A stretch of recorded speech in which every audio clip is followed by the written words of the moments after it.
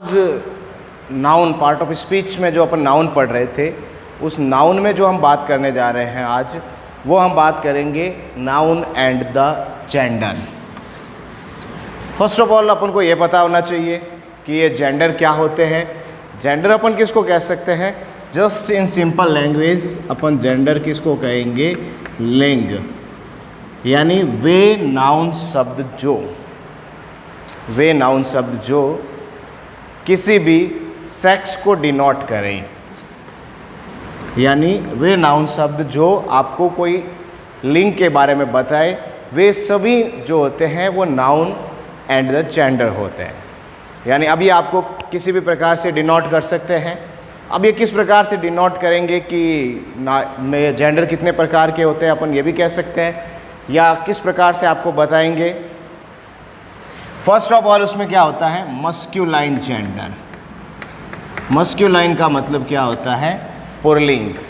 Pulling वे noun शब्द जो किसी भी पुरुष जाति का बोध कराते हैं या मेल सेक्स को डिनोट करते हैं। डिनोट मेल सेक्स, यानी जो मेल प्रदर्शित करने वाले शब्द, जरूरी नहीं है कि केवल पुरुष ही हो सकते हैं। नेचर, प्रकृति में भी ऐसी कई चीज़ें होती है जो मस्क्यूलाइन होती है।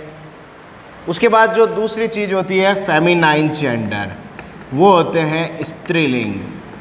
Denote female. वे नाउन जो स्त्रीलिंग को या महिला फीमेल वर्ड को डिनोट करती है, वे सब फेमिनाइन जेंडर होते हैं। उसके बाद होता है कॉमन जेंडर। कॉमन जेंडर का अर्थ होता है उभयलिंग। उभयलिंग अपन किसको कह सकते हैं? वे जेंडर जो मेल और फीमेल दोनों रूप में होता है। जैसे यहाँ पर इसके लिए अपन क्या कहेंगे? बॉय। इसके लिए क्या कहेंगे? गर्ल। यानी कॉमन जेंडर वे नाउन होते हैं जो हम पाए तो जाते हैं एनिमेट रूप में।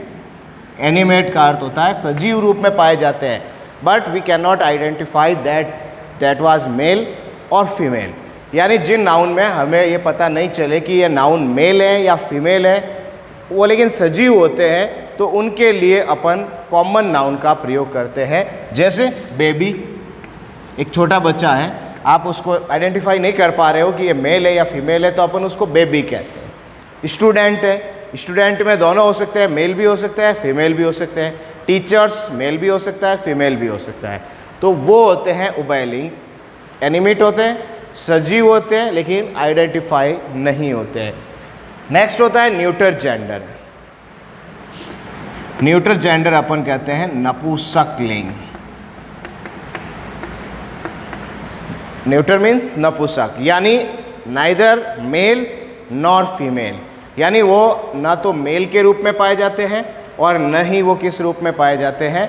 फीमेल के रूप में पाए जाते हैं, और वो इनएनिमेट होते हैं। इनएनिमेट का अर्थ होता है वो चीज़ें किस रूप में पाई जाती है?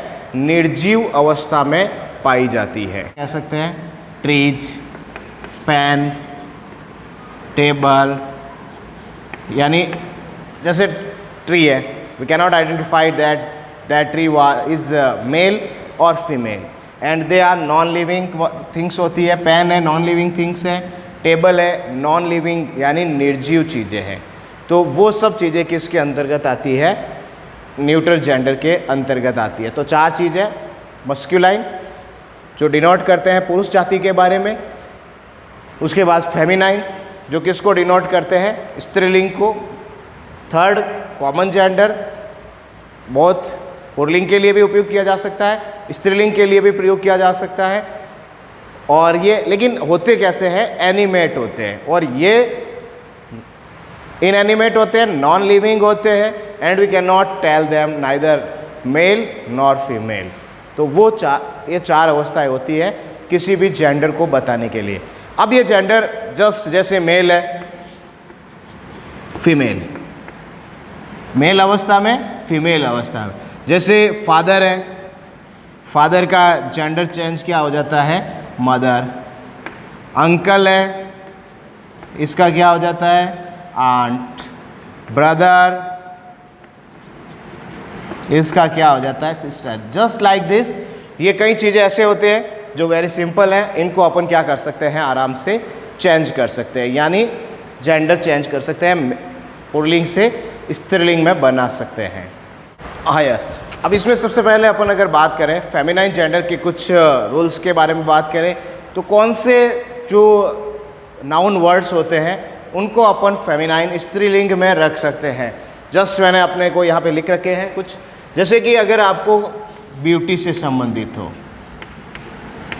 सुंदरता, यानी प्रकृति में नेचर खुद एक सुंदरता की चीज़ है, फेमिनाइन जेंडर है, तो जितनी भी ब्यूटी से रिलेटेड चीज़ें होती है, सुंदरता को प्रतीक कराने वाली जो चीज़ें होती है, वो सब फेमिनाइन जेंडर के अंतर्गत आती है।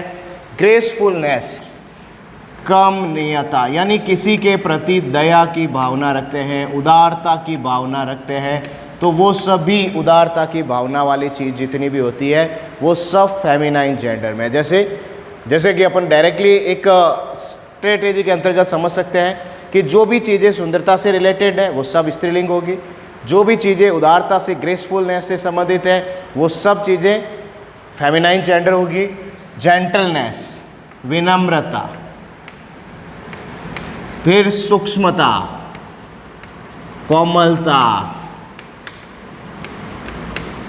या सौंदर्यता, जितने भी अच्छी चीज़ों से संबंधित, सौंदर्यता से, कोमलता से, लघुता से, उदारता से, सुंदरता से, ये सब चीज़ें जो किसको डिनोट करती है, फेमिनाइन जेंडर को डिनोट करती है। जैसे कुछ एग्जाम्पल यहाँ पे लिए हुए हैं, जैसे अपन बात करें द मून, चंद्रमा है जो सुंदरता का प्रतीक है, इसीलिए द मून को अपन किस में रखेंगे, फेमिनाइन जेंडर में। अर्थ, पृथ्वी है, उदार है, सबको अपने ऊपर जगह स्थान देती है, इसीलिए इसको अपन फेमिनाइन जेंडर में रखेंगे।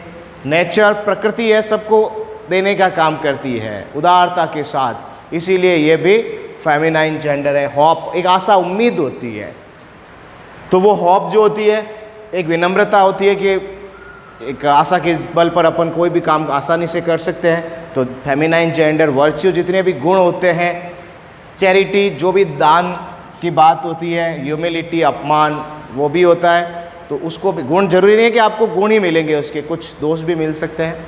मर्सी, दया, फेथ, विश्वास, पीस, शांति, रिवर, नदियाँ, शिप, नेशन, राष्ट्र पूरा, जियलियसी, ईर्ष्या की भावना, लिबर्टी, स्वतंत्रता, फेम, प्रसिद्धि, सिटी, शहर, ट्रेन, प्राइड, ये कुछ जो वर्ड्स थे जो हमें किसकी ओर इंगित करते हैं कि यह नाउन जो है वो फेमिनाइन नाउन है, यानी स्त्रीलिंग को डिनोट करने वाला नाउन है।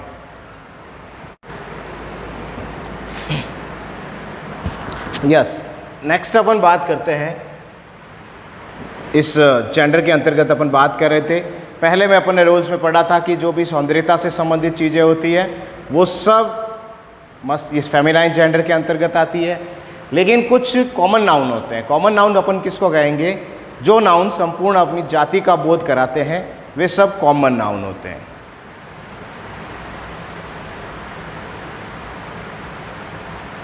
कॉमन नाउन से पहले अगर